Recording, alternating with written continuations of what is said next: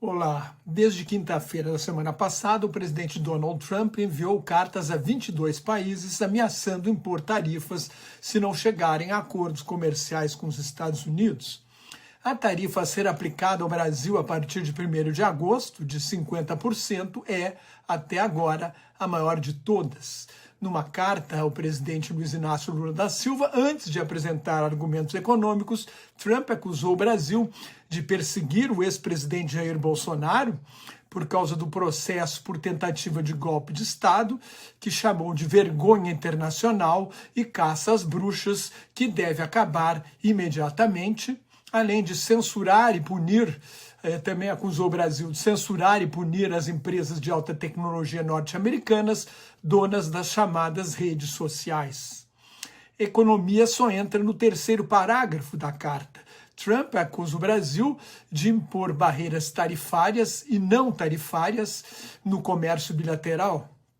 Mas, ao contrário de outros países, os Estados Unidos têm saldo comercial nas transações com o Brasil, que somou 410 bilhões de dólares nos últimos 15 anos. Então, a decisão de Trump é muito mais política do que econômica. O presidente dos Estados Unidos quer interferir na justiça brasileira, que é um poder independente, e na política do país por se identificar ideologicamente com o ex-presidente Bolsonaro e também ter tentado dar um golpe de Estado quando perdeu a eleição presidencial e não aceitou o resultado. Isso é totalmente inaceitável e inegociável.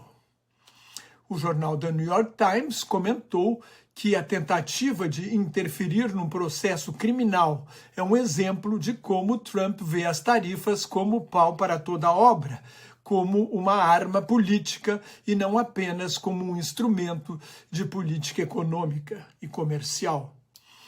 Depois de uma reunião do governo em Brasília, o presidente Lula mandou devolver a carta ao encarregado de negócios da Embaixada dos Estados Unidos, declarou que o Brasil é um país soberano com instituições independentes, que não aceitará ser tutelado por ninguém, e avisou que vai responder na mesma medida se Trump realmente impuser uma tarifa de 50% às importações brasileiras.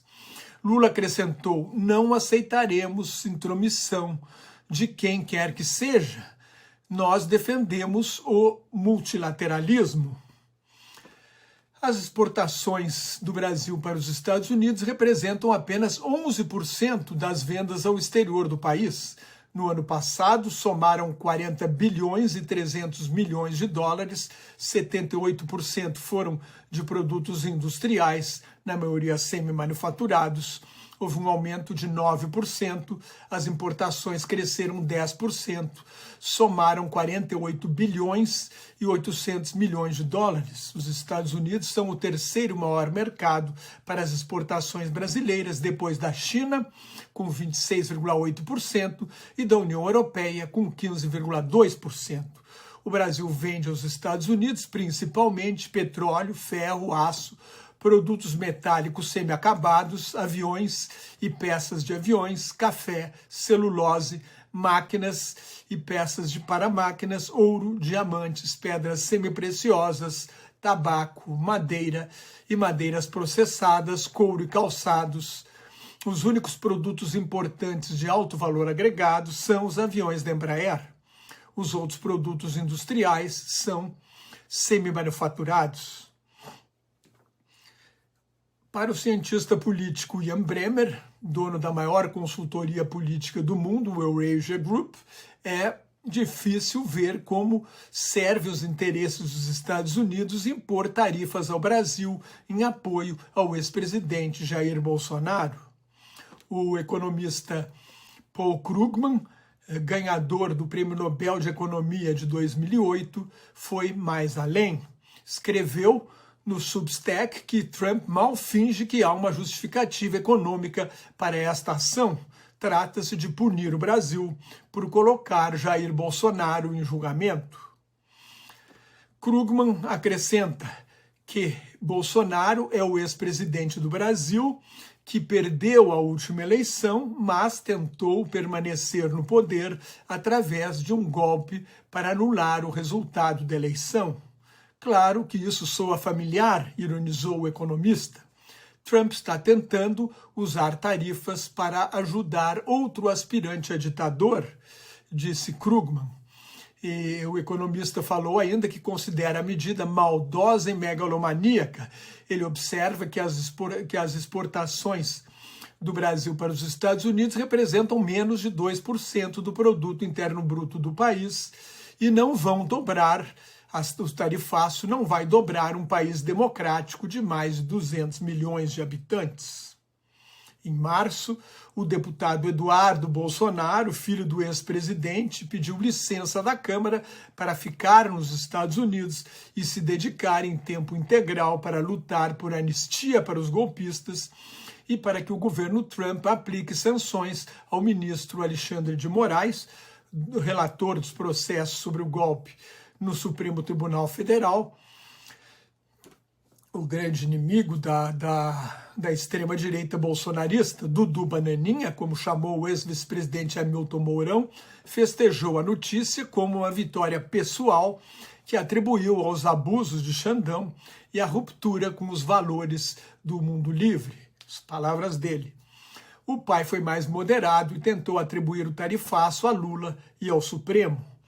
Ao que tudo indica, o que precipitou a decisão de Trump foi a reunião de cúpula do grupo BRICS, realizada no Brasil no fim de semana, quando o presidente Lula condenou a guerra comercial e o bombardeio ao Irã e defendeu o multilateralismo e o sistema multilateral de comércio criado pela Organização Mundial do Comércio. Há 2 dias, Trump acusou o BRICS de querer destruir o dólar e disse que perder o papel mundial do dólar seria como perder uma guerra mundial. Não seríamos mais o mesmo país e não vamos deixar isso acontecer. Ontem, Trump também acusou Lula de aliança com ditaduras e regimes hostis ao Ocidente. Os bolsonaristas festejaram o tarifaço de Trump, apresentando como uma prova de que a democracia no Brasil está ameaçada por causa de perseguições políticas, porque as redes sociais estariam sob censura e os acusados pela tentativa de golpe não teriam direito ao devido processo legal. Numa sabugice sem precedentes, a Comissão de Relações Exteriores da Câmara aprovou uma moção de louvor e regozijo ao presidente dos Estados Unidos. Mas o tiro pode sair pela culatra. O jornal conservador Estado de São Paulo, sempre muito crítico ao governo Lula, publicou o editorial com o título Coisa de Mafiosos e o subtítulo que o Brasil não se vergue diante dos arreganhos de Trump e que aqueles que são verdadeiramente brasileiros não se permitam ser sabujos de um presidente americano que envergonha a democracia. Até agora, as investidas de Trump para interferir em outros países, interferir politicamente, deram resultado contrário. No Canadá, em janeiro, o Partido Liberal estava 26 pontos percentuais atrás do Partido Conservador. Venceu as eleições de 28 de abril, depois que Trump impôs tarifas, declarou que o Canadá deveria se tornar um estado dos Estados Unidos e chamou o então primeiro-ministro Justin Trudeau de governador. Na Austrália, em fevereiro, a chance de reeleição do primeiro-ministro Anthony Albanese era de 1%. Ele chegou às eleições de 3 de maio com 97% de chance de vitória e ampliou a maioria na Assembleia Nacional. Na Alemanha, o apoio declarado do vice-presidente James David Vance à extrema-direita também não ajudou. O Brasil é diferente, tem uma quinta coluna bolsonarista disposta a beijar os pés de Trump. O homem mais rico do mundo, o bilionário Elon Musk, manifestou a intenção de apoiar a extrema-direita nas próximas eleições e uma classe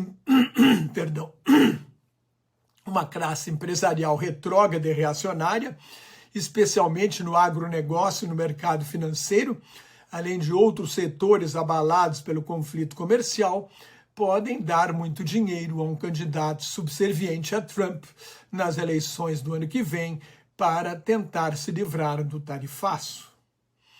Muita coisa vai acontecer até lá. A guerra comercial de Trump pode se revelar um fracasso fenomenal, com reflexos na política interna dos Estados Unidos e do Brasil, e o eleitorado de centro, aquele que decide as eleições, dificilmente vai votar num candidato um candidato subserviente a interesses estrangeiros, interesses escusos. Como observou o ex-diretor do Banco Central, Alexandre Schwartzman, Trump acaba de dar um presente de Natal antecipado a Lula. Se você gostou, assine meu canal no YouTube, leia o meu blog Globalização em Crise, me siga no Instagram, no Substack, no LinkedIn e no Facebook, onde colaboro com o grupo Quarentena News.